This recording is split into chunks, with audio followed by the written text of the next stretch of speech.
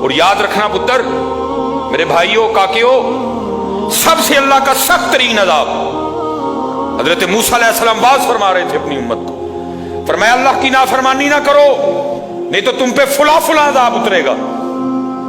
ایک شخص اٹھ کھڑا ہوا،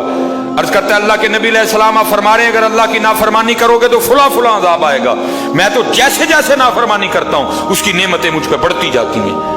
مال بڑا ہے بڑھ رہا ہے دن بہ دن، اولاد بڑی ہے بڑھ رہی ہے دن بہ دن، تو پھر سزا کاہے کی ہوئی؟ حضرت موسیٰ علیہ السلام کوہ طور پہ تشریف لے گئے، جا کے اللہ کی بارگاہ میں عرض کی اللہ میں تیری مخلوق کو تیری طرف دعوت دے رہا تھا،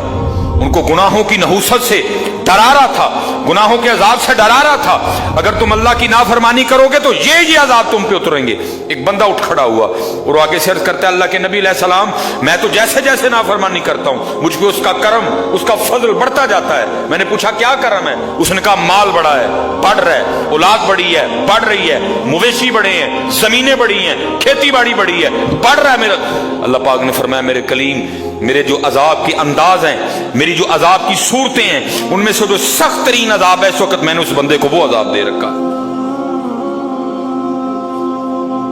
عرض کی رب کریم کیا ہے تیرا سب سے سخت ترین عذاب؟ فرمایا میرے کلیم جس سے میں سب سے زیادہ ناراض ہوتا ہوں اس سے میں توفیق سجدہ چھین لیتا ہوں۔